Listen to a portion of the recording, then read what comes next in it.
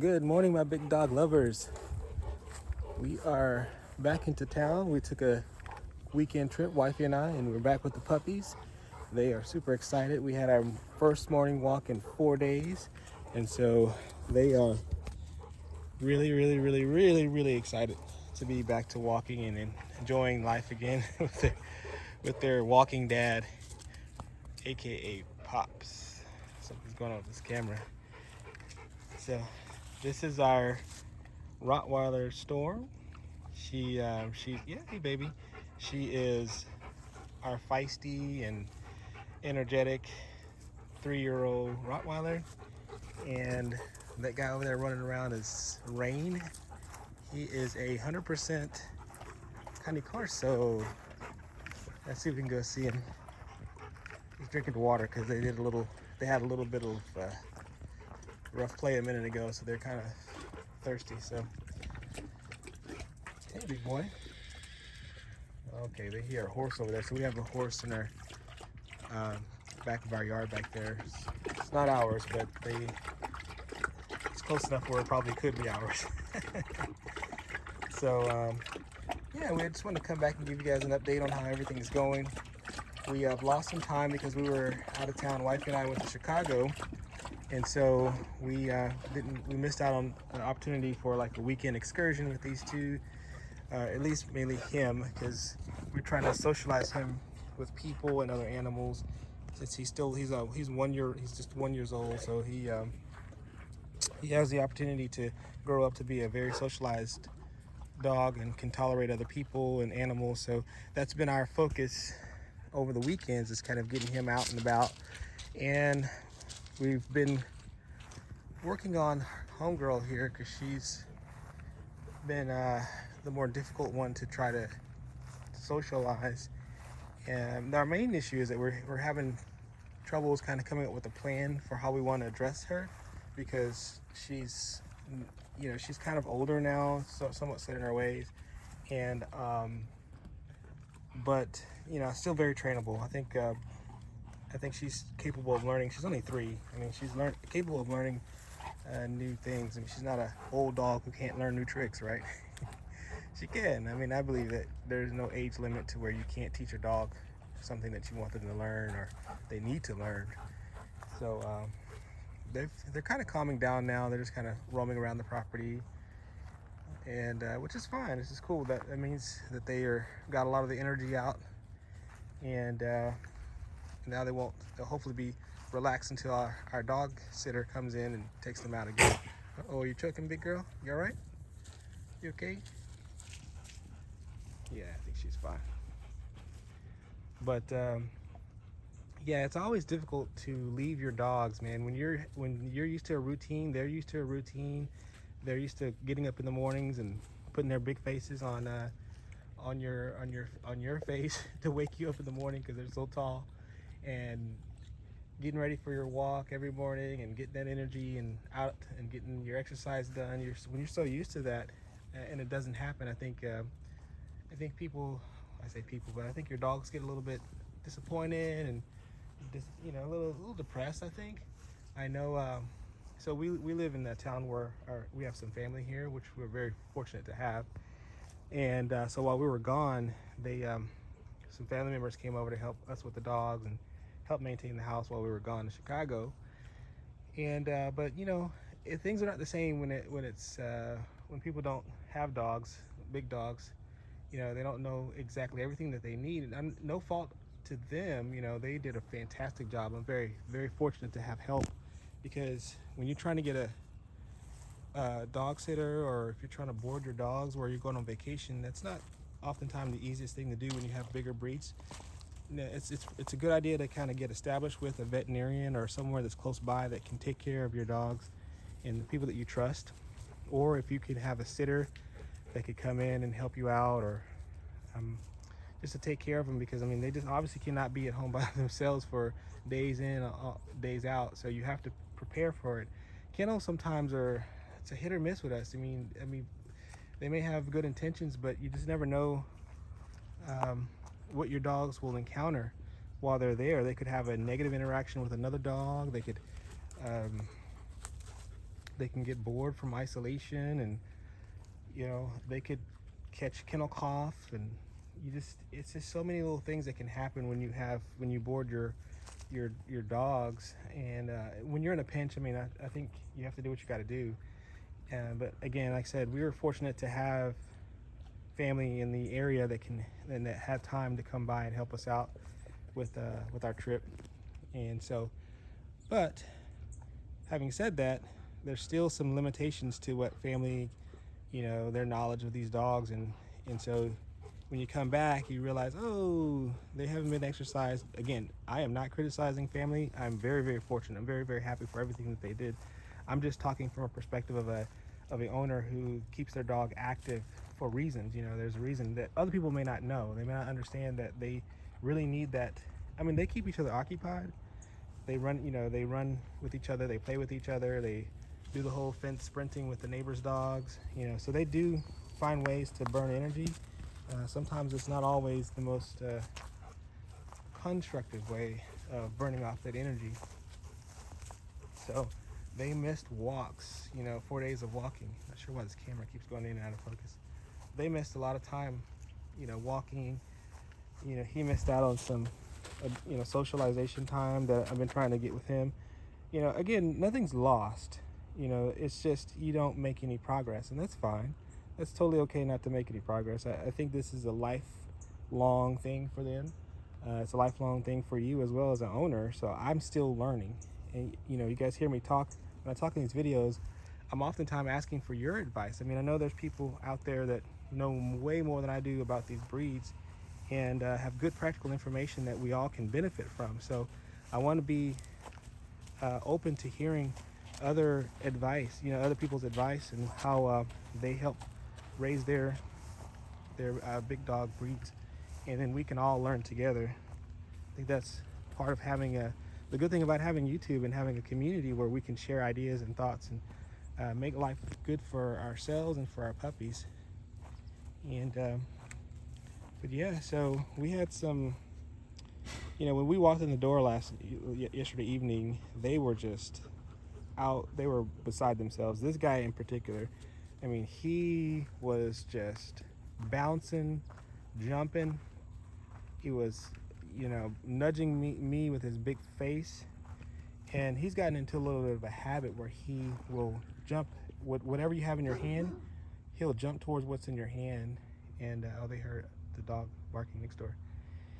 And here we go. We're going to do some sprinting this morning. Maybe the neighbor dog may not want to do it. But he's getting in the habit of like nudging things out of my hand and knocking my phone out of my hand. He even broke the cover a couple times from him just knocking stuff out of my hand. So I mean, yesterday he was just excited, and I was happy to accept his love and things like that. However, I am thinking to myself, dude, we're gonna have to stop doing this whole nudging. Yeah, I'm talking about you. We have to stop doing this whole nudging stuff out of your hands, because you can break my phone trying to do this, and trying to get my attention and make me do what you want me to do, and I don't necessarily appreciate that type of behavior. What do you see, big boy? What do you see? You see a school bus? School bus? Yeah, you see a school bus? Okay, look at that slobber coming off his mouth. And so big girl, she's way down here. Let me show you. What are you doing down there, big girl? Storm. Come here, big girl. Come here. Come here. Yeah, there we go. She's got a little bit of a slow start, limping start. And our dog sitter was kind of somewhat complaining about that too, and so we're gonna have to go. Oh, there we go. There it is. There's the sprinting. But I'm not sure if our neighbor's okay with maybe that German Shepherd and them sprinting. But I know for sure with the smaller dogs, it's not good for them, because they get in the way of the German Shepherd and they get hurt, injured.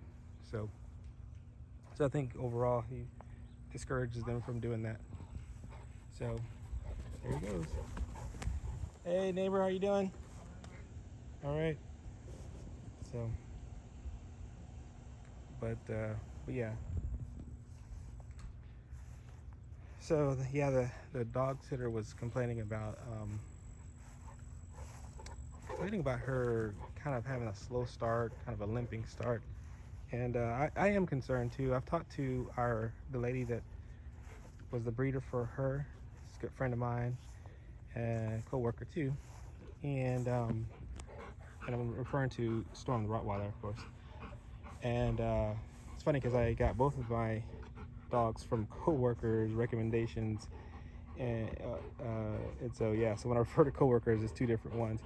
But yeah, so she said that her mother, no digging. That's the other thing that I noticed when I came back, is I guess they decided they're gonna start doing some digging, and they've got a big hole over there by the gate. So I guess that our family just thought that, because we have a smaller inner gate, that so the idea was to have them, a small area where they have access to grass, but not access to the full yard. If we have somebody back here working, or if we don't need them to be out, they have an opportunity to get some, they can get out to get some grass and use their business and stuff like that.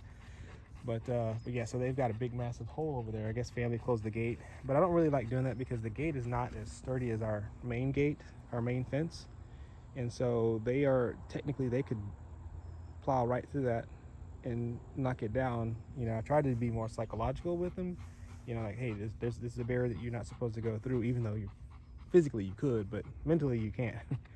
But anyway, they you can see how they must have gotten super bored and started digging and dug them a nice hole and by the gate. So yeah, that's just them not having the energy burn out that they need. But yeah, they're really relaxed now. I guess so we went for about 2.5 miles this morning, so I think that really did the trick for today. But she again has that limp when she gets, so we will walk 2 miles and she's fine, right? And you saw her a minute ago just somewhat walking around and had that little slow back hip thing going on. So I don't know if that's just her just being, I don't know, just a picked up learned behavior, or if it's truly something medically concerning. And so I think we're gonna probably have to go to the vet just to verify that there's nothing going on, because these big dogs can get hip dysplasias and things like that. So that's something that we're gonna have to kind of look into, because it's better to and again, our dog sitter is amazing. That lady is top notch, and so she's worked with dogs and animals for a while. So when she says something, I typically am like, okay, this is not just someone saying something. She's really good. So so if she starts complaining about things, it really draws my attention. And so we're very, very fortunate to have her on our team. And so if you do have a big dog and you're capable of having someone who can help you, that's got more knowledge about animals, it's worth it. It's worth the money, because there's so many things that she's caught for us. As a matter of fact, while we were gone, she came in and she even helped. She's like, well, hey guys, there's this big leak from one of our irrigation pipes that was just spewing out water in the backyard, right? And we're just getting off the plane in Chicago, and I'm thinking, oh my gosh, what's going on in my house? So she alerted us to the leak, and it was spewing water. So by the time we had came back, now I don't know if family members could have handled it, probably not, but she alerted us to it, and then we were able to take action, all the way from Chicago. So she saved us on that end. But she's really good with our dogs. I mean, we really trust her. She's part of their family. She's a part of their pack, and it's just such a great help to us. So I know that not everyone has the means or wants to do something like that. But if you do have the means, and you can, and you really are needing help with your dogs, please invest the money and have someone help you, because these guys benefit from that. I think they have a better life. It's more balanced for them because they have multiple people that they work with. I think her expertise just adds to our experience of having dogs. But so they're not real active right now. Come on, guys, let's come on, let's go do something. You guys are. I'm finally home, and now you're just chilling. um, so yeah, I mean that's just some tips that we do, and I think it's helpful to other people as well. So we are glad to be back. We happy to be with my dogs. I mean, I love them so much. I miss them so much, and it's just nice to be back. So hopefully this weekend we'll have time to go and do something fun and go to the. We have a state park that's close by, and they love to kind of walk those trails. And I'll maybe film that for her. I know people are kind of giving me feedback that the walks are not as exciting because they don't do a whole lot, and right now they're not doing a whole lot either. But it's kind of cool. Maybe I'll just do clips of the walk so that you guys aren't watching their backsides for 30 minutes or however long the video is.